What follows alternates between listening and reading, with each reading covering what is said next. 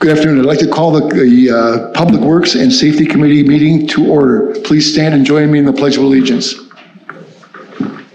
I pledge allegiance to the flag of the United States of America and to the republic for which it stands, one nation, under God, indivisible, with liberty and justice for all. Wendy, roll call, please. Alderman Kabaki. Here. Alderman Schwer. Here. Alderman Madden. Alderman Schrader. Here. Director Kreger. Here. We have a quorum. Yes. Statement of public notice. Meeting was noticed in accordance with public meeting laws on the 12th. Status of project, Scott. All right, we got a lot of projects going on out there. Bear with me. Okay, Hillendale Drive reconstruction project. That is the project from Sunny Hill Drive to Racine. So water main is in. We're about 90% done with the water main. The pond is in, and then they're moving back from the pond to put in the storm sewer, and now they're right about hitting Hillendale Drive, and they'll be taking the storm sewer down Hillendale Drive to about Field Drive. So that's where they are with the project for construction. The thing that's holding us up the most is We Energy's poles. We need to get the new poles in so that they can take all the electric lines, move them off the old poles onto the new poles, and then Time Warner will move their lines onto the new poles, and then we can start doing grading. Again, got a little slowed down with some of the weather out there, but the guys are picking up the pace, and they're throwing another crew on to help out with the storm sewer. So we are still shooting to get everything substantially completed by October this year. So then that road project will be done. Any questions on that? When they're doing that transfer with the We Energies, is there a delay in service? From my understanding, there's no delay in service. They just go and charge one line. After the one line is charged, then they remove the other line. Okay. All right. Thanks. And they have already started that process. So if we have not heard anything, it's probably working out smoothly. No news is good news. Yeah. All right, next one, road program 2024. So I believe today we put on the final surface of any road that was open. So what is left remaining to do? So this week, our DPW forces will start going out there and doing the landscaping and shoulder work that's remaining.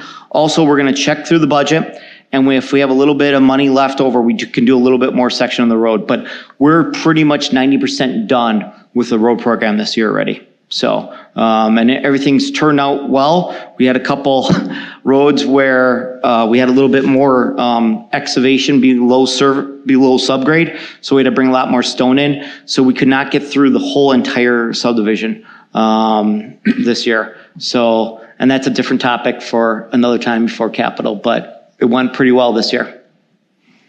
Any questions on the road program?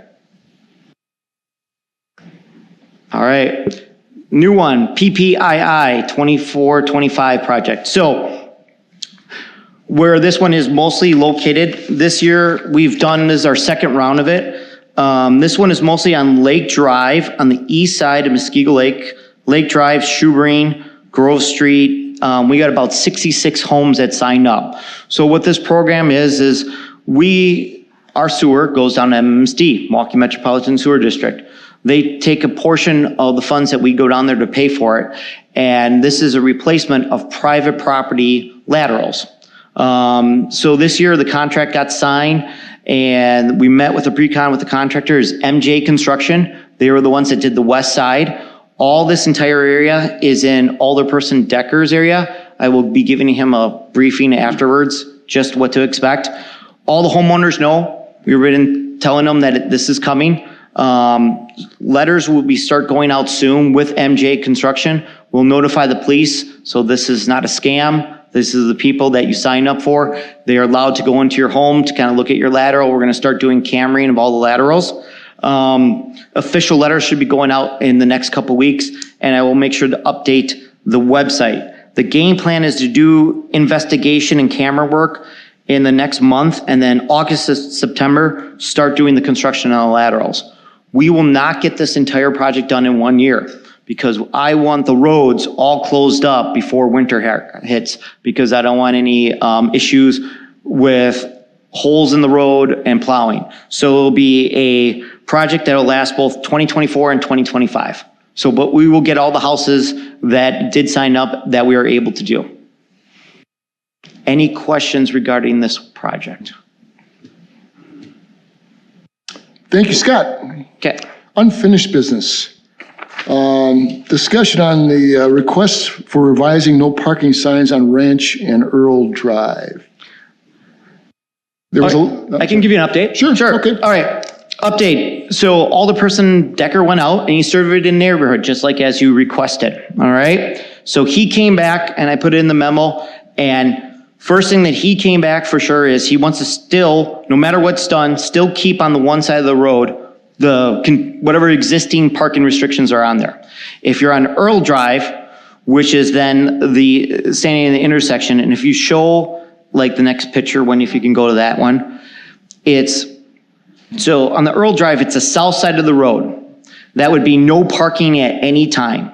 And then on Ranch Drive, it's the east side of the road, and that would be no parking at any time there. So one thing for sure, you have to have no parking at least on one side of the road to both sides. If at any time, I don't care if it's Monday, Tuesday, Wednesday, Thursday, Friday, if there is parking on both sides of the road, you will not get emergency services through there. So no matter what you need to do, you just need to get no parking. The request is on the east side and of Ranch Drive, and no parking on the south side of Earl. Now again, Alderperson Decker went out and surveyed. Hopefully, doing his research, this is okay on what side of the road that it is. Now, the other thing too is it's up to you guys to whatever you want to do on the other side of the roads. If you want to keep it the same, if you want to open it up, that's more of a discussion. Alderperson Decker said that he would, from his understanding and listening, that they would like to keep it the same. So I believe the same is, it's like May to October, like whatever the standards are, and then on no Fridays or yes, yeah. So whatever is existing is out there. Yeah, so. All right. Okay. And then we can open up the discussion, and I'm sure there's residents here that might want to speak on it as well. Yes, ma'am. We need more signs. If you want to speak, you got to come up to the front. You got to say your name and address, please. Yep.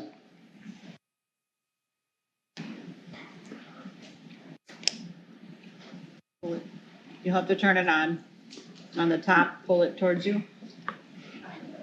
Jeff, can you see it? It's up on the top right there. Yep, on. And just say your name and address. And Kathy then start. Boudre. Yep. I'm on Muskego Drive, West 180, South 6698 Muskego Drive. My lot goes from Muskego Drive all the way to the back at Ranch. I would like more signs out to say specifically the holiday situation, because we have people, and I don't mind the water bugs, my kids were on water bugs.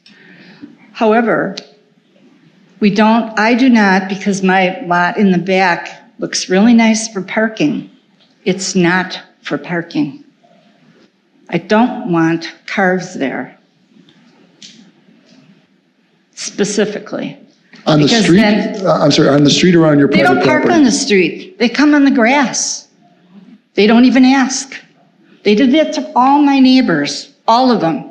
I've lived there 52 years. I've seen Muskego grow from a small little village to a beautiful city. But we need somebody to take care of us there and put the signs out where they belong. Now also, So they're not in the right of way. Just want to be clear that they're not in the right of way. They're on your private property. half and half, all the time. And I have to clean the ruts. I'm going to be 78 years old. You think I like doing that? I can do it, and I can do a hell of a lot more, but I don't like it. I would never park on anybody's property. First of all, it's illegal. You shouldn't even be on it. And I know we don't have enough police officers to do that. Have you called But- the police in the past? They know where I live. Yes, sir. And they've cited those vehicles? They will not cite the vehicles, we just leave notes. Because we don't want to ruffle any feathers. Because we want these people to participate that are moving out of Milwaukee into Muskego all these years, and we want to just have them down at Idlewild. The other thing that I don't like is when we have all these cars come in, we don't know who these people are. We do not have enough enforcement to find out who's at Idlewild. When I sit on the front of my property and look, I have a full view of Idlewild. It scares me. That July 4th scared me to death. We don't have that kind of country anymore, and we got to wake up. And it's not that I don't like people. I love people, and I talk to all my neighbors. I talk to even people, young people, that have babies. They can walk through my yard to go to Idlewild. I'm not that kind of person. But if you had my lot, you would want more signs. And the signs that are in front going up that hill are not posted correctly. They're all the way down at the bottom of the hill. The sign is turned this way and it says no parking.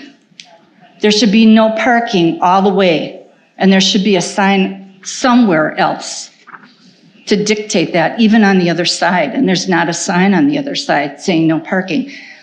Let me just tell you, there's been times where both those sides have been parked up, except for this year, July 4th. This is the best July 4th we've ever had as far as parking and regulations. Because then, if I had a heart attack, I probably would get service. Years ago, last couple of years, no way. Okay. That's all I have to Thank say. you. Thank you. Yes, sir?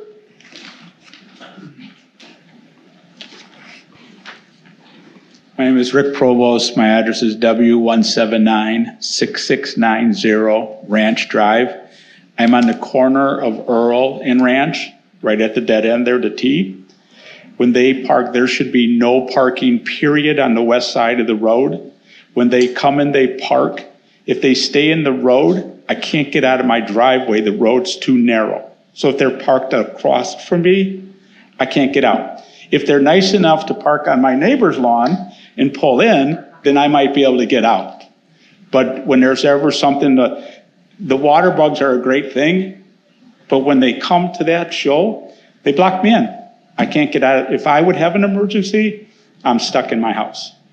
So the enforcement of the east side weekends is great, but we also need no parking, period, on the west side, so we can get in and out of our property, because the road's just too narrow for cars and parking and cars. Okay. Thank you. Yeah. Yes, sir? Nope. Hello, my name is Kirk Johnson. I live at the corner of Martin and Ranch, West 179, South 6570. We are the lone house on the east side of the street on the corner of Martin and Ranch. We have a couple of driveways because one is on Martin. Anyway, our concerns are a couple, actually, my concerns, I should say.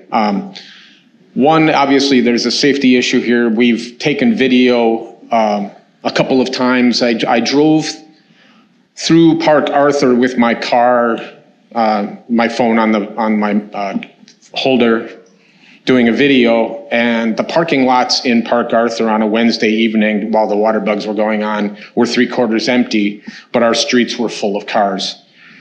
There's plenty of adequate parking over at Park Arthur. We see people walking across all the time. We would like to see them just parking over there.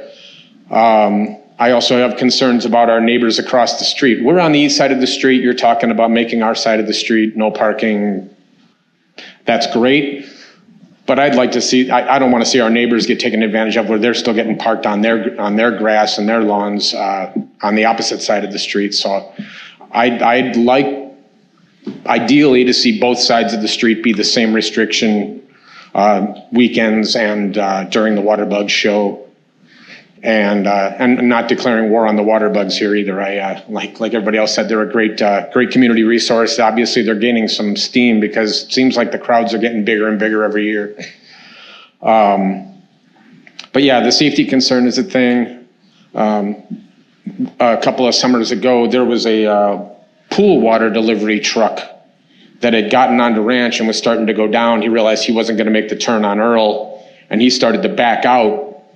And by that point, both sides of the street were packed in. Somebody with just a semi truck just trying to back out. The only reason he was able to get back onto ranch is my wife actually went out and stopped traffic on Martin to let him back across into the park and turn out and get out of there. So it's nice to see something is getting done here. I'd like to see both sides of the street get the same treatment, just because there's no reason for one side of our street to have to deal with the cars parked in their lawn and not the other. I feel like that's kind of a little bit of fairness thing, honestly. Not sure what the best perfect solution is, but I'd like to at least see something that says, hey, there's plenty of parking over at Park Arthur. Go there. There's no reason to park on the streets over here. It's just closer and easier and a little bit lazy. Thank you. Thank you. Yes, sir.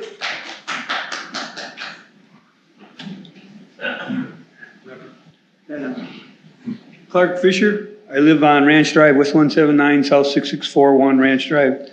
My thing is, my sign doesn't say what theirs says. Mine says, no parking Saturday, Sunday, and holidays. Doesn't say anything about October to May or whatever. Good, thank you. My sign was, I've been there 39 years, it's been that way. Yes. Okay. Yes, ma'am.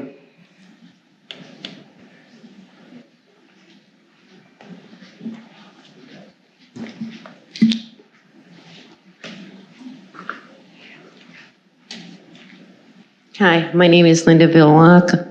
I live on Ranch Drive, West 179, South 6585 Ranch Drive. I don't want any parking on my side either. Neither side wants anybody parking on their sides. They drop trash. They ruin the grass. Some of them, especially after they're drinking at night, they tear off, speeding, whatever, out of the grass, and leap ruts and that. I don't know, I just don't like it. And like that other lady says, I don't trust all those different people coming there. I live there by myself. So it's scary for me, and I have to pick up the trash. They just throw bottles in there, whatever, in my bushes and that. It's just not fair. We shouldn't have that. It's dangerous. You come up our road, you can't see over the hill when there's cars parked on there. You just can't see coming up. It's facing south. You can't, if you're looking south, you can't see up over that hill. And if they're down on that hill, they can't see anybody coming up the other direction. The road isn't wide enough. And another thing, I was wondering, why can't they make the roads at Girth Park, is that? Park Arthur, sorry. Why can't they make the roads wider, put stone on it or something so people can park on the side of the road? So you used to have big rocks there and keep them off the grass. But if they just cut that out on the side of the road, they can park there too, instead of in our yards. Good, thank you. It's just too dangerous to have strangers park all over in your yard. Thank you. Any new comments? Any fresh comments? I'll put a little light on this whole thing. Oh. Hi, guys.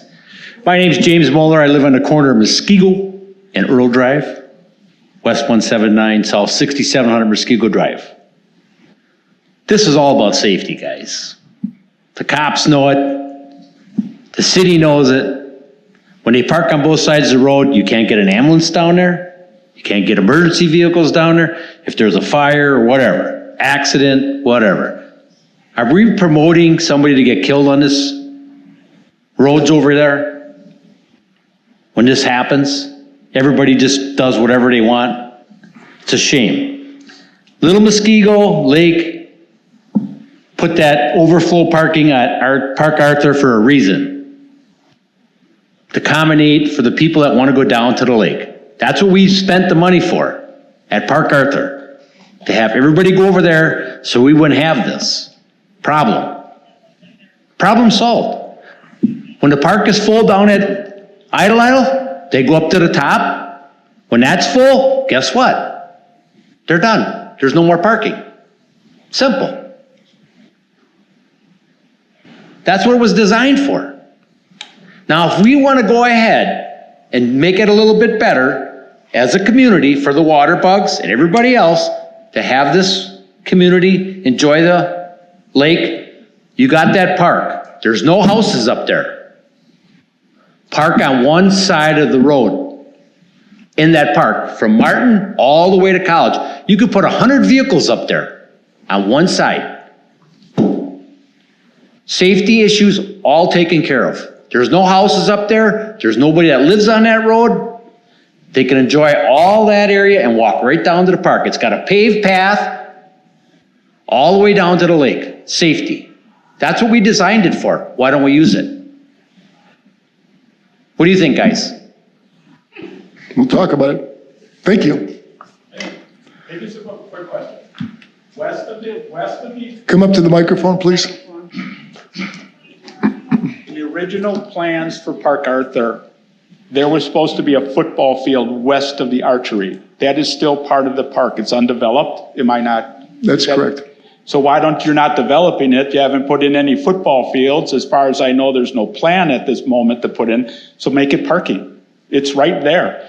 Take the land that you didn't use for the football field and part of it into parking so that there would be more parking there at Park Arthur so they wouldn't have to come down our street. If you're not using the land and it's already dedicated to the park, why not use it for a parking lot? Thank you. Alderman Decker? Well, as you can see, I got a good bit of the neighborhood here. And that was despite not having any notice to myself about this meeting. I normally get an email about the Public Works and Safety Committee meeting, but I didn't this time. I happened to see the notice posted on the bulletin board at the library. And yet with very little notice, I was able to mobilize a significant amount of the neighborhood to express their view on this. First off, I think it's inexcusable that I didn't get a notice about this in the conventional way by email, so that I could have had a chance to talk to more people to get them here. But as you can see what the sentiment is, they don't want the parking in that neighborhood. You had pushed back to me that you had wanted to put a full parking restriction on one side of the street and then lift it completely on the other side of the street, thereby opening up their neighborhoods to traffic on the boating weekends throughout the summer, which is highly unfair. They don't want it. You can see that they don't. Yes, sir.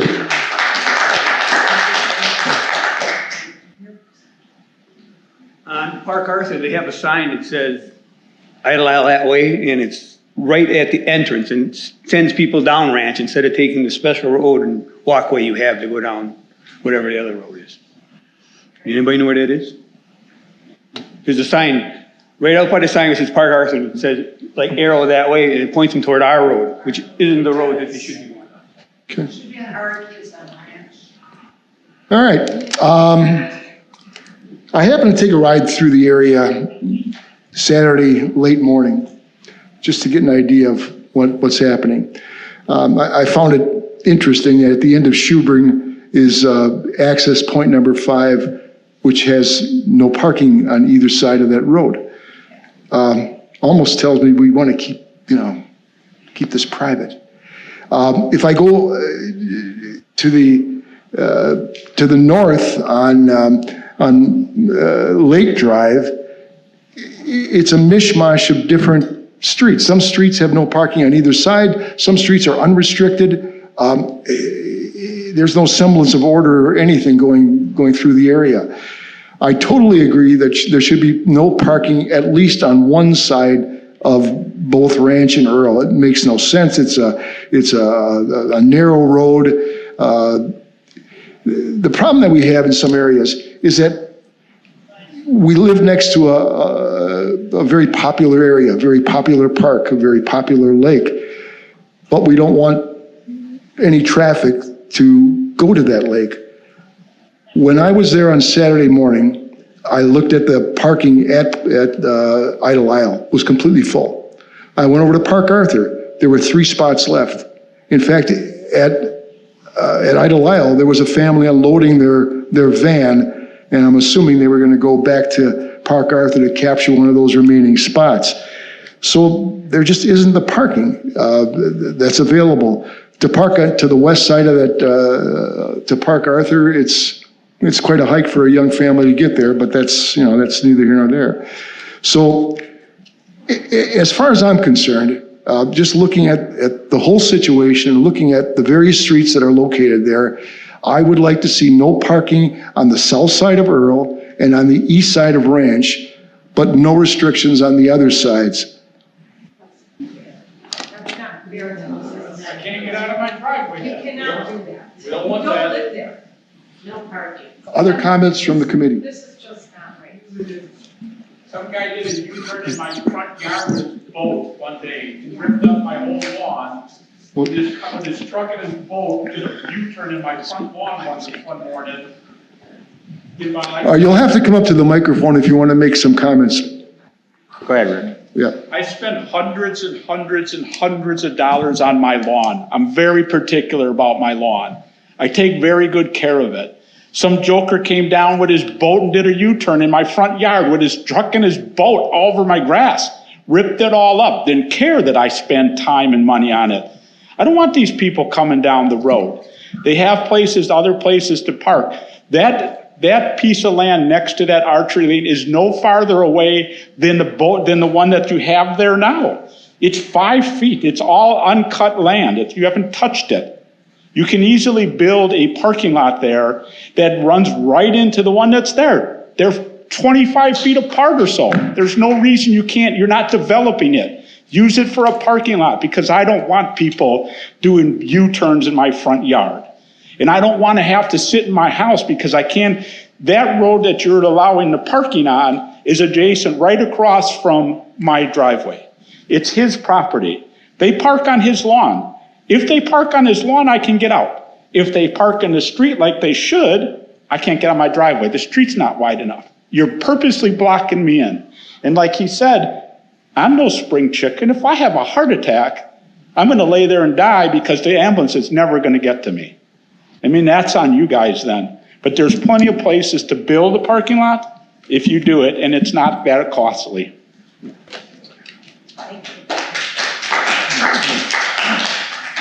Okay, we'll get back to the same thing.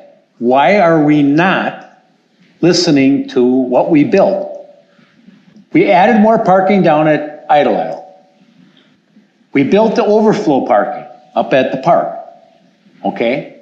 It's very simple. When it's full, it's full. That's just the way it is.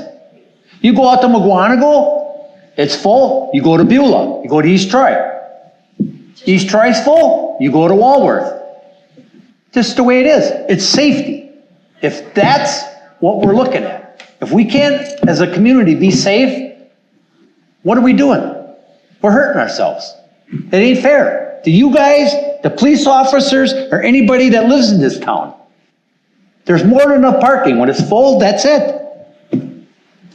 And on Wednesdays, it's very simple. The water bug guys and all the people that come to the show, they can park in the park on one side of the road. That road is wide enough. There's no houses. You don't have to worry about any ambulances or fire trucks going up there. It's very simple. This is a very simple thing to figure out. We got it already right there. It's all built. Just put up a couple signs, whammo, it's done. Thank you guys will love it. Everybody will love it. Yes, sir. First comments, please.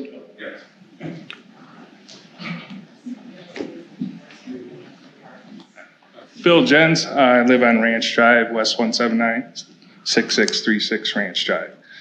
I would just want to know, has any study been done on the boat parking from the size of our lake to neighboring lakes compared to their size lakes? Because I feel like Little Muskego Lake is kind of a small lake, and I think that we have quite a bit of parking along with the overflow parking compared to neighboring lakes.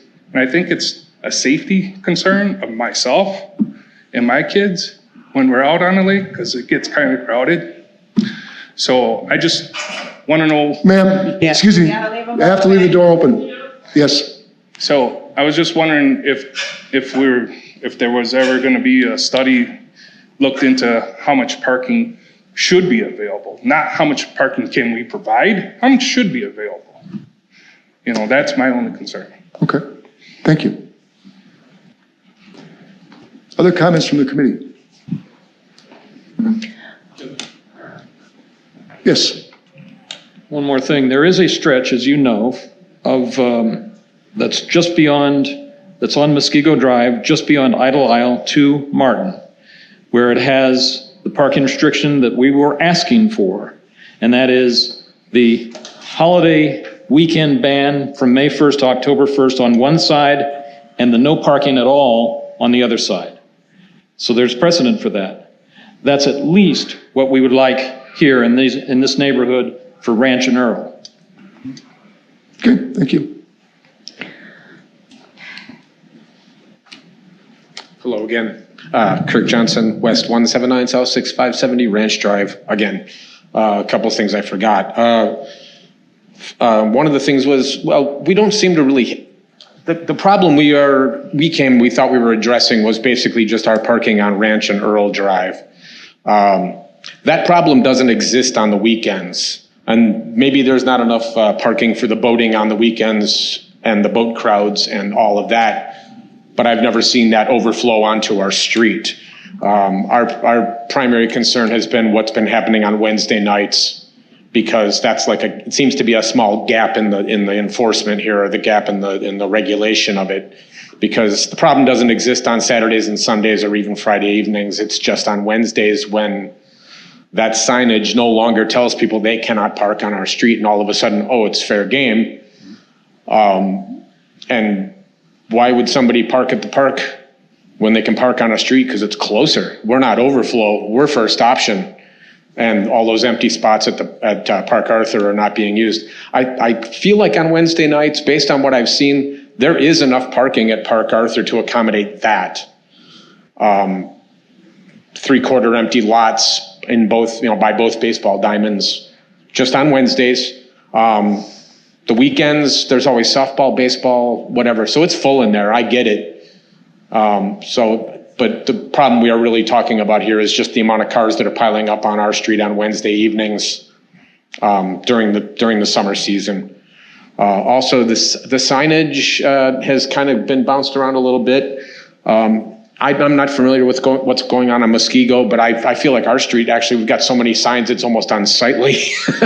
I'd like to just see a couple of really well-posted clear signs rather than having 8 of them and across 4 yards, just because it's it looks a little unsightly having that many signs, So just wanted to follow up and hit that too. So, okay, well, thank you. And also getting back to I heard her say something about kind of unfair.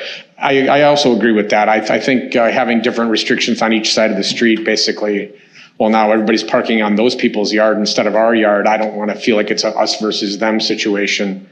I feel like everybody should get equal shake on this. So both sides of the street should be restricted in the same way, at least on the Wednesday night thing. So, great, thank you. Thank you. To me, we solve the problem with safety by at least having one side of the road with no parking. It makes no sense to have both sides of that road available for parking on any day, Wednesday or whenever. So I agree with you there. Again, the concern that I have is with trying to solve the safety issue, you have to balance that with availability of parking in that area. it makes little or no sense the way these streets are aligned and the way they're set up down there. Again, my hope is that we will restrict parking on Earl to the south side and Ranch to the east side and leave the other sides open.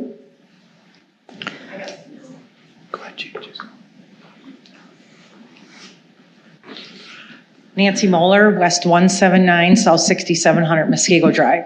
So let me ask you this. When you had the July 3rd celebration, and there was people coming from everywhere, and you put up no parking. There was no parking on any of the streets in our neighborhood, and it all worked out fine. Mm-hmm. My question is, why do we as homeowners have to accommodate people from coming out of town, finding them a parking spot? They tear up our yard, they dump their trash, they don't care where they park. You guys don't live there, we do. We have to clean it up. We have to take care of our property. So my question to you is, why do you feel you need to open parking to these people to accommodate them to get on the lake? If there's no parking, they got Park Arthur, they don't get to go. Just same thing with the 3rd of July. The parking was all shut off everywhere. Everything worked fine and people figured it out. And nobody was parked in our lawns. And it was great. So I don't feel that you need to feel like they should be able to have a place to park to get on the lake. And we as the people who pay the property taxes have to suffer for it. Thank you. Thank you. Other comments? Yeah, so clearly. Is it going to be a new comment? Because we've refreshed this. No, I'm going to tell you something that you don't realize. Okay. Kathy Boudre, West 180, South 6698 Muskego Drive. As far as accommodations, you've got tons of accommodations. You have College Avenue. And before we had no parking, or we put up our cones, which I have cones I put up, they find spots on College, drop the boat, go to College, park, and there's plenty of room. So don't give me, and I've been here a lot of years, that you have to accommodate anybody coming from Hales Corners, Franklin, or Milwaukee. Because I've been coming out to Muskego. I met my husband here 56 years ago. It's been the same issue since then. Mayor Godfrey at that time said no. You don't have to park the people there. So I'm just bringing up history, but there is room and plenty of room in New Berlin. I'll tell you, there's plenty of room on College Avenue. Thank you. Alderman? Yeah, so clearly we have a parking problem. At least one side of the street will get no parking. Say we make no parking on both sides, it's going to push the problem somewhere else. It'll go to the overflow. Off the top of your head, do you know what the Martin Drive, is there any parking restrictions on there that we know of? Martin Drive. There is signage, but I have to go review it. Kind of like what he said, there are so many signs that have so many different restrictions. I know there are restrictions, but really, if people are going to start parking on Martin, it's not navigable to begin with because there's no shoulder for them to park on. So that would be an issue. And that's what another concern that's coming up is it's going to push the issue further somewhere else too. So. There are parking restrictions on Martin, weekends and holidays. Sorry, Stacy Johnson, W179 South 6570 Ranch Drive. There are parking restrictions on weekends and holidays. On Martin? On Martin. Okay. So there are, and I actually forgot what I was going to say. Is there any way, kind of a new idea, instead of saying, okay, this is a problem, we don't like this is a problem, we don't like this, let me throw an option. Can we try somehow communicating to the waterbugs, to the people in general, maybe for a few weeks, have people down there saying, directing that traffic into Park Arthur? Get people used to actually using that parking lot before making the residents of one side or the other side of the street unhappy. See if people could just go, oh, didn't know it was there. Give them the opportunity. On Idle Isle, I believe they do direct traffic to Park Arthur up Hardkey. Do that? Yes. And by the way, too, when this started about a month ago, Sean, we talked with the water bugs. We expressed this concern. It's hard for them to police this. I'm just giving you both sides of the story, so trying to share it with them. They try to do their best when they do the July 3rd event and other events, like, hey, by the way, even this, I believe Alderperson Decker even talked to the water bugs about it. They want to work with you, but they they don't have enough staff to police the area, is the best way to put it. They're not going to go out there and just say, hey, by the way, try not to park here, go park there. And also, too, is if they say that and there's no rules, the police can't enforce anything. See, this is why it's kind of an important thing to figure out the no parking thing, because it's all about having that permission for enforcement. Where it is definitely on one side of the road is just for emergency services, without a doubt. Like no matter what happens, you have to have no parking all the time on one side of both of your roads, guys. If it's like, let's say it's a random Monday and two people are like parked right across from each other, there is no way an emergency vehicle is going to get through. So that's definitely for the safety. Why sometimes people, when we talk about no parking wherever it is you have no parking allowed or parking allowed on one side of the road. You all have parties, you all have graduations, you have other things that you do. Sometimes you might need the parking. And if you put no parking on both sides of the roads, please be aware that means all the time. That's no time. If you have a graduation, a Christmas party, that's one thing that we always try to stress is when you have no parking on both sides of the road, sometimes you guys need it, just in certain cases. So just be aware, that's just one of the caveats of when you have it on both sides. I'm just trying to give you the history. The idea of no parking is nothing new. We've been here 50 million times. It happens throughout the city of Muskego. I'm just saying for sure, on one side, driving through your road, the mayor did it at one point. There's no way. You have to have no parking on one side of Ranch and one side of Earl at all times. You just have to for safety. There's no way anything will get in.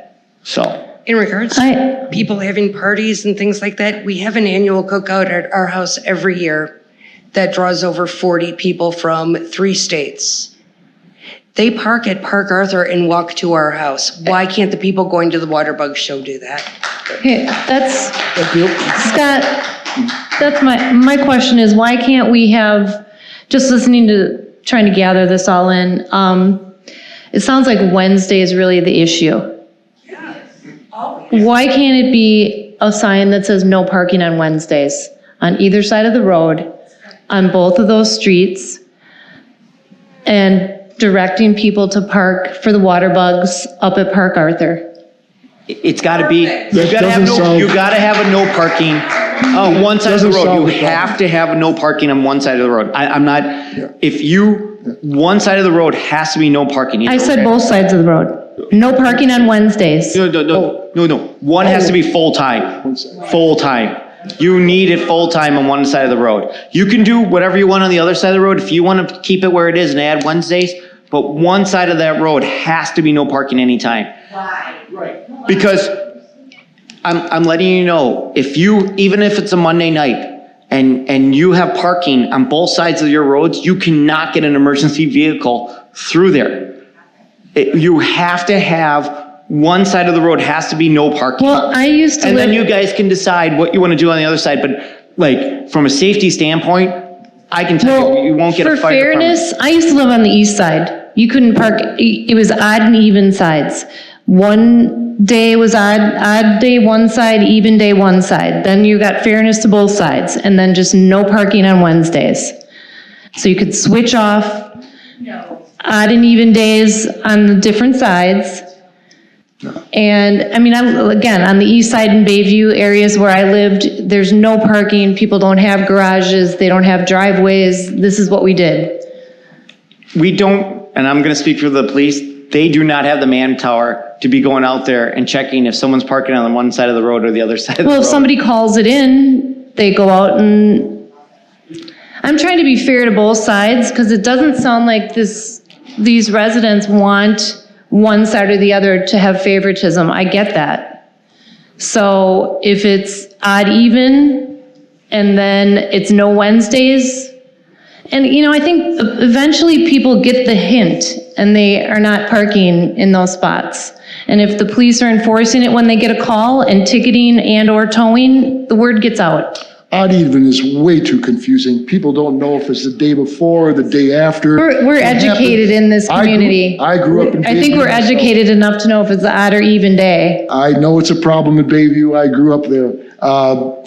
Is this going to be a new Can you comment, answer the please? question of why does there have to be parking there to begin with? Like I explained before, on the 3rd of July, the restrictions were put up everywhere and nobody was allowed to park. Why do you feel you have to open it up now? Well, there was a Why does it comment. have There was to a comment from one of the other people at the first meeting that we had relative to calling the police to get special dispensation because they're having a party on a weekend. And I know someone mentioned that you have a party with people coming from different parts of the country or whatever. The problem is that, as Scott mentioned, no parking means no parking. There is no dispensation. That's the There rules is no we'll follow. dispensation. I have no problem. They So can park once- in my yard. Once there's parking on one side of the road and no parking on the other side of the road, it opens up the road for people who live there to be able to use that area. It's not for people that live there to use that area. It's for people who come from out of town and have no respect for us as homeowners' property. I can't control that. where my I simply fence can't is, control that.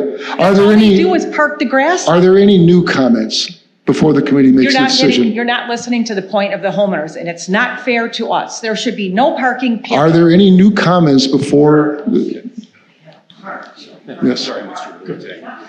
David Bishop, Ranch Drive, 6594. Thanks, first of all. I know you want to wrap this up, so I'll be quick. I just got word of the message, sorry, I missed you earlier today, from my neighbor and my wife who sent me a text about an hour ago. So great to be here. I've lived in this residence, I want to say 10 years, probably to the day. I think we moved in July of 2014. So not as long as some people here. Long enough to know, in the last 2 or 3 years, people have been certainly less considerate, less conscientious about where they park and what they do when they're parking, what's left in the yard. So personally, the east side of the street benefits me. It doesn't benefit any of my neighbors. I don't want to see parking on our street on Wednesday evening at all. Thanks. Are there new comments? Yes, Please. I want to make a comment about the comment you just made about the lady who commented the last time. I spoke with her. I wish she was here tonight, but she said her point was twisted about that. The point she's trying to make is she's willing to have her guests park over, and she directs her guests to park over in Park Arthur. She didn't intend for it to be twisted to imply that, hey, we're going to have a total lifting of parking ban on one side of the street. She didn't mean that way. What the lady, I think, was trying to say, and what he's trying to say, is if we put a no parking permit period on the east side of the street. So we got one side of the street that has permanent no parking all the time. And then put a sign that says no parking on the west side of the street on Wednesdays only, because that is the biggest headache, the Wednesday. So if you have your idea of no parking on the east side of the street and no parking on Wednesday only on the west side of the street, that solves a big hunk of the problem. Not all of the problem, but it's an easy first step for you guys to make it so that we can understand.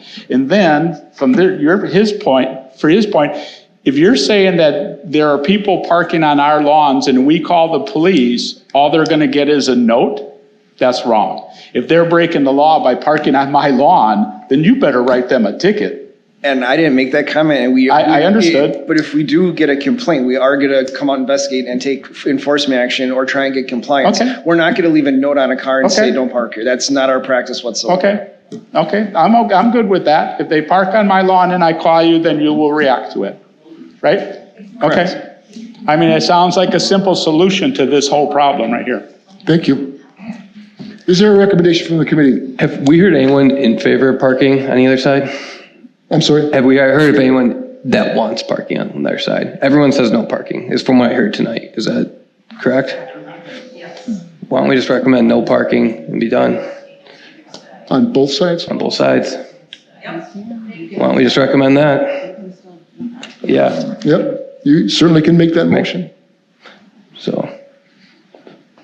On any days, no parking at any time Yeah. on both sides of the street. Just like Hartke has. You can make that motion if you like. I'm going to make a motion to have no parking on either side of the road every day. On which street? I'm sorry, on it'd be east and west of Ranch, and then just no parking on the south side of Earl. You need to include Earl for both sides. That's not my motion. Motion's only the south side of Earl. Is there a second? I'd amend that motion and make it for, Well, the motion dies because it wasn't seconded, so you can Okay. make a new motion Okay. if you'd like. so I'm gonna try not to confuse myself, you guys. So we're gonna go for no parking. Motion to have no parking on either side, east or west of Ranch Drive, and no parking on the south side or the north side of Earl Drive. Yes. No parking any days.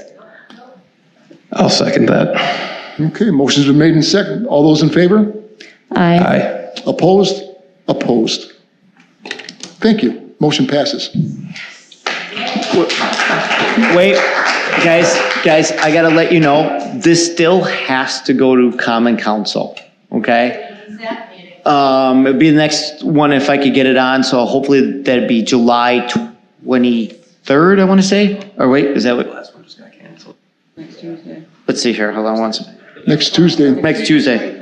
I just want to make sure I say this right, July 23rd, okay? Why that means is the whole council's got to vote on it, because when the whole council votes on it, then it's official, and then a resolution is done, and once that resolution's done, that gives me permission with DPW to put the signs up, and then once that's up, that gives the police permission to write tickets, okay? So just to let you know, it made it through this committee. This committee's recommending it, but it still needs to be voted on at Common Council. Okay? I just want to make sure everyone is aware of that so that we don't get confusion about that. Okay? And if you do come to that meeting, it's going to be a long meeting because there's going to be budget presented that night too. So if you come, you have to be patient. All right? There's going to be a lot of other topics first, but I just want to give everyone fair warning. A question, Scott, is that something where we might want to move that to the following meeting or no? Just because that is going to, we have a lot that night. I try to get on as fast as I can because most people, I hate to say it, we're running out of summer and some people would like to do it. And if I can get it on there, I try to do it as fast as I can. The only thing is, it won't happen till Common Council. We have to get through Colin Finance first. I try to get it on as soon as I can because people want some type of resolution right away. So that's why I try to do it. I'm just giving everyone fair warning. All right? Thanks, Scott. Okay, and thank you. Thank you for coming out and expressing your views. We appreciate that. New business. Request 30-mile-an-hour speed limit on Woods Road from Janesville Road to Racine Avenue. Okay, so on the last kind of meeting, we had a huge talk about different things that were happening on Woods Road.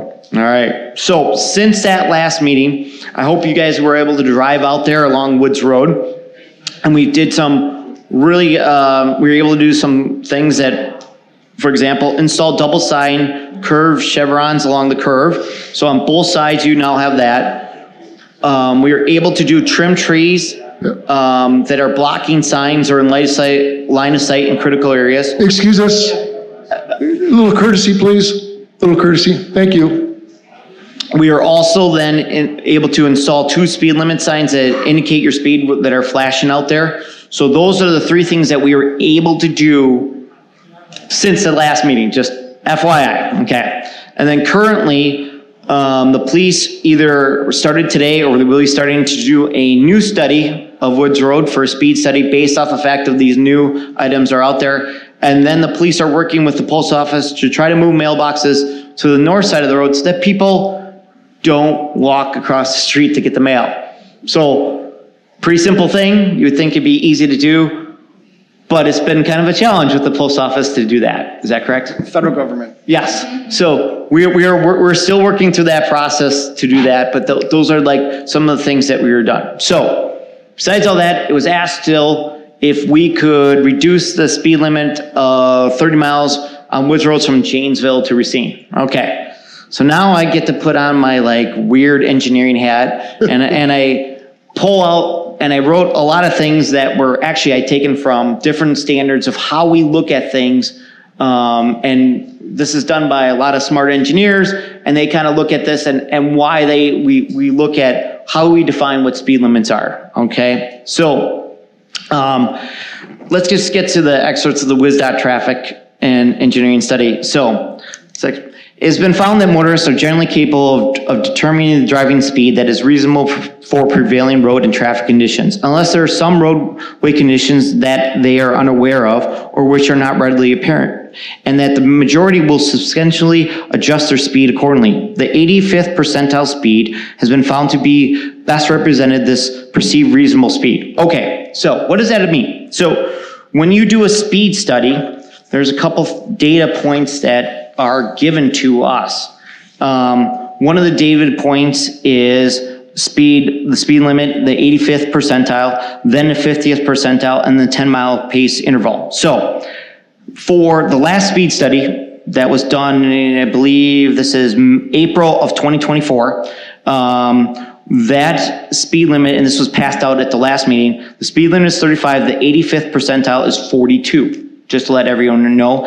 And then the 10-mile-per-hour pace interval is 32 miles per hour to 42 miles per hour. Just giving everyone's information. All right. So, all right, going back. The WIS MUTCD. Okay, so WIS is Manual Uniform on Traffic Control Devices. That's a big fancy word. They bring it down. States when a speed limit is to be posted, it should be within 5 miles of the 85th percentile speed of free flowing. Well, based off of what we have, it's 7. So it's close. It's really close. It's not too bad at all. This practice promotes safety as research shows the lowest risk of being involved in a crash occurs at approximately the 85th percentile speed. Additionally, this practice promotes voluntary speed limit compliance as the majority of drivers would likely observe the limit. A third benefit of posting speed limits close to the 85th percentile speed is the ability to target law enforcement efforts toward a limited number of motorists at speed. Unreasonably low speed limits, also called irrational speed limits, are not effective in changing driver behavior and have several negative effects. Research shows that drivers do not reduce their speed to the posted limit on TOPS 13-5. It's just a fancy word of their design standard book that they use. The basis of signage alone, the effectiveness of transitional speed zones, ITE, Traffic Journal 2004. While irrational speed limits do not result in desired driver behavior, resulting negative effects include higher financial costs due to need for increased enforcement, higher potential for crashes due to a larger variability in vehicle speeds, and encouragement of motorists' disregard of other rational posted speed limits. Irrationally low speed limits also promote a false sense of security among residents and pedestrians who may expect that posting lower limits will change driver speed behavior. Research also indicates that crash rates go down when posted speed limits are within 10 miles per hour of the 85th percentile speed. While the 85th percentile speed is the starting point for the speed limit proposal, the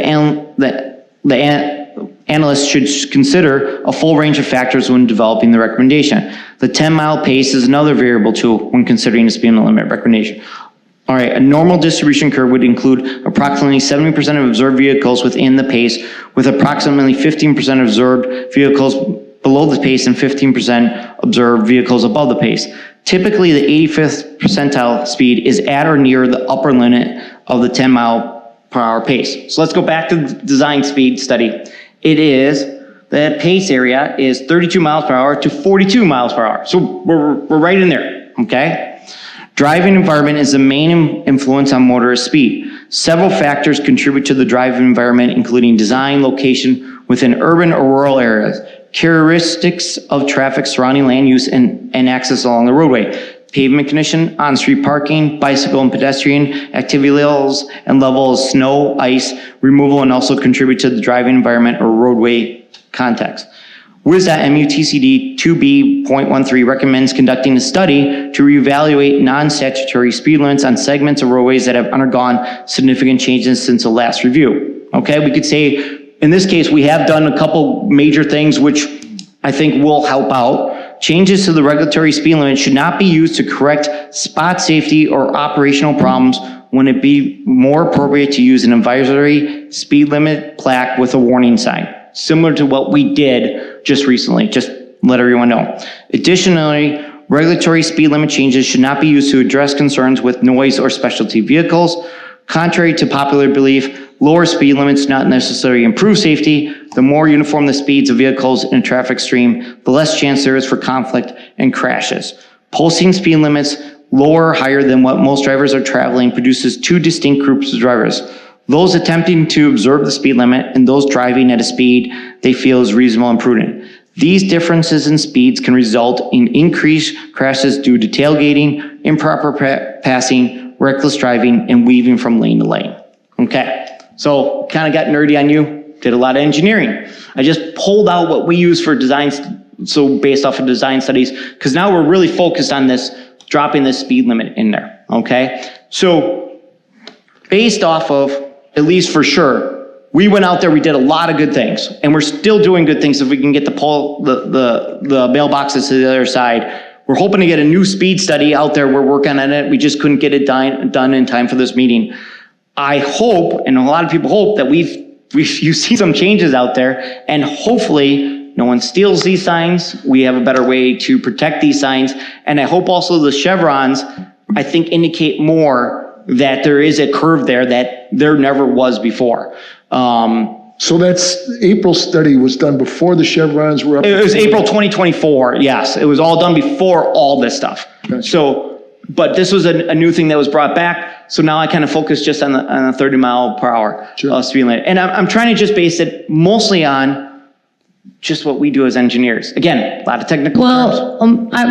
My problem with, this is a great bunch of information, but that is a heavy curve there, and there's also a school involved and a lot of residential homes, which these kind of studies don't take that into their calculation, I don't feel like. Well, that's another part of the study when you look at it, not just the speed study, but you include these other factors. So what you're doing is you are looking at the other factors. When you are talking about it right now, there's a school there, there's residential. Why we saw some of the concerns with the residential is, who put the mailboxes on the other side of the road why would I have someone walk across? So we are kind of looking at that too. It just doesn't look at the speed study. Does that make sense? The speed study is just the quantitative stuff that we look at it. The other factors which you are bringing up are perfectly fine in a discussion like this. And I think we did. I think one of the things, until they brought it up, I never really noticed that the mailboxes were all on the wrong side of the road until it was brought up. And that's why we're kind of checking into some of those things. The chevrons, I think we use chevrons in other places. I think we should have used it here. It was something that we did bring up, and we did. So I think some of those things for those outside is why we put those signs there, for sure. It was a no-brainer once you saw the curve and like, hey, if we're doing this other places, we should bring this in there. I'm just kind of focusing on the 30 mile an hour speed limit. And the fact is, I would love, for my personal plan, see what the new speed study does based off of some of the changes that we made and see how that affects. Well, from the prior speed study and from the comments and notes that you have here, I for one think the 35 mile an hour speed limit is fine for that area. There's nothing in here that leads me to a lower speed limit that makes more sense. When would you be doing another speed study?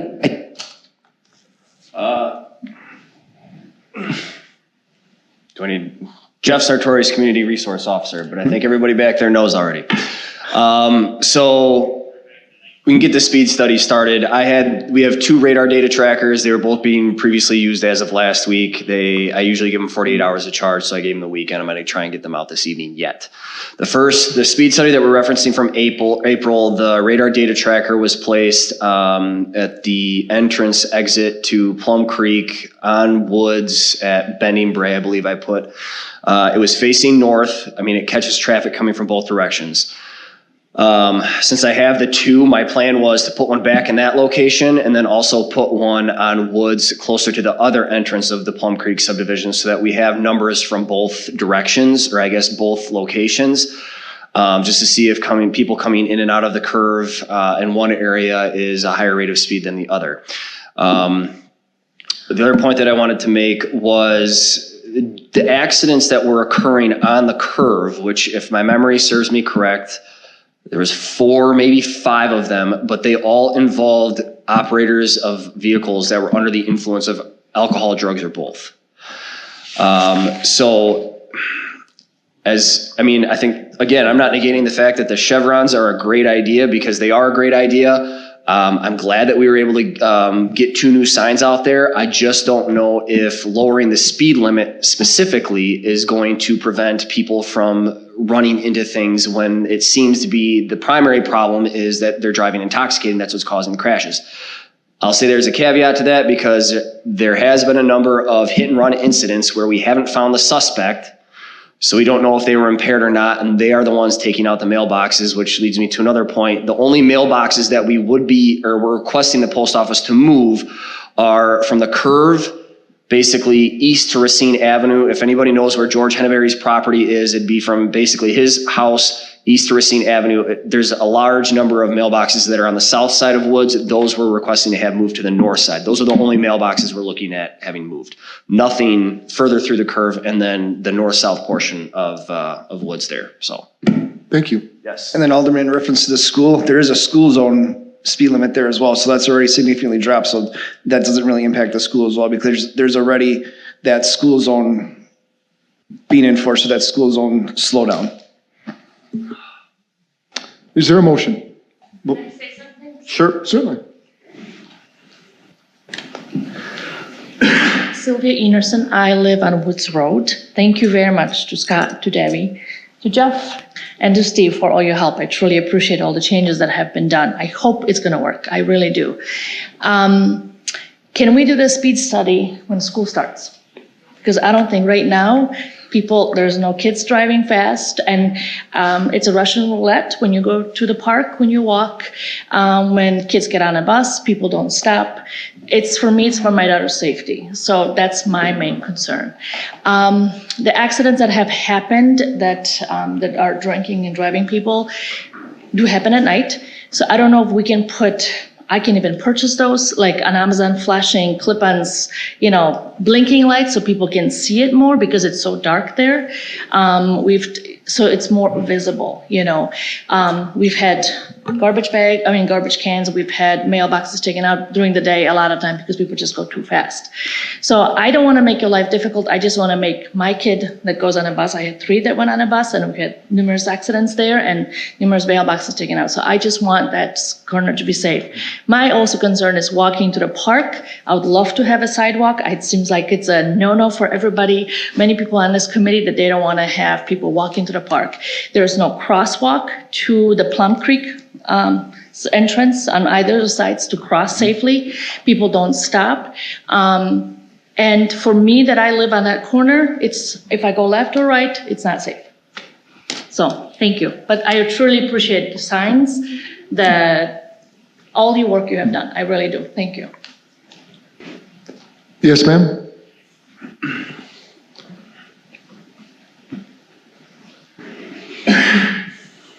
I'm Sophie Rich. I live on W199S8624 Woods Road. My biggest concern is during the school year, I have neighbors who walk to school. I have people around me who walk to school, which I know there's busing, but some people choose to do that. And I'm going to be driving soon. Just pulling out of our driveway is dangerous. Because we're right on that inside of the corner. And I think when you say lowering the speed limit would not help, I think it would a little, just because of how fast people do actually come around that curve. And especially in winter, it gets really icy and the plows don't seem to come around as often as they should. So. Okay, thank you. Thank you. Is there a motion from the committee? Yeah, so I would like to just make a motion to, I guess, table this until we do this speed study and get more information. I really don't like to table this because we've been prolonging this this is the third meeting we've had on this. We've done a speed study. The speed study clearly shows that the prevailing speed limit is like 2 miles an hour over what's suggested by both the engineering and Wisconsin. So I'd rather decide on this now. Well, I would rather see the study now that we've made some adjustments and see if it is actually helping with things, and then we could make the decision about, because regardless, I'd like to even just motion that we lower the speed limit at least in the curb then, if we're not going to do the whole street. So I'd like to see. Feel free to make a motion. Well, I just did. I wanted to motion to table this until we have the study completed now with the additional chevrons and flashing speed light signs that we put up. I'd like to see how it is after this next speed study, which I agree should be when school is in session. Is there a second? Hearing none, motion fails. I'd like to make a motion that we retain the speed limit at 35 miles an hour from Janesville Road to Woods Road to Racine Avenue on Woods Road. Second. Discussion. Again, I feel like we should wait and see what this speed study shows us before we make this decision. I think we have gone and done a few things, but I've stood out there on their driveways and people go whizzing by over 45 miles an hour, and it is scary to just stand out on their driveways. And I know it's not just them living on those streets. All of our kids ride their bikes and go on these streets and go visit, and we're hanging out on these streets. It's a residential street. There's a school there, and I really would feel, personally, I don't live on the street, but I would feel more comfortable for the whole community if we could get that second speed study before we make a decision on this. Other discussion? I hear what you're saying. We did one speed study. We showed that the speed limit is basically where it should be. Lowering the speed limit, it's still going to be up to the driver. We can make it whatever we want. They're still going to go what they want on that curve. But when you lower the speed limit, then the police can enforce if they're going over a certain limit. When people are whizzing by at 45 and the speed limit's 35, they tend to not get pulled over. But if they're doing 45 and the speed limit's 30, they're going to get pulled over. There can be some enforcement. The word gets out that you just don't speed on these streets. Other discussion? All those in favor signify by saying aye. Aye. Aye. Opposed? Motion passes. Next item, request for stop signs on Champions Drive and Jimmy Demerit Drive. Scott, can you help us with this one? Yeah, I believe Champions Village reached out to Alderperson Madden, and this is in Champions Village. All the speed limits are 25 miles an hour. There is a existing stop sign at Jimmy Demerit Drive, but there's no stop signs at Champions Drive. So instead of having just one stop controlled, you would be all three stop control. From my understanding, and I don't know if anyone's here, it doesn't look like it. From my understanding, people were using it as a cut through. There has been no accidents there in the last 5 years. I always try to look at it. But the request is just to put 2 stop signs there to have a 3-way stop way instead of just 1. That's all I have for you. And the speed limit's already 25 in that area. And you can see the picture of it. If when he goes to the next one. So, Yeah. Oh, it's crooked. Shoot, Oops. Hold on, I'm sorry. That's all right. Is there a motion? Hey. yeah. Is everything moved? I'll make a motion not to put more stop signs in Champions Village.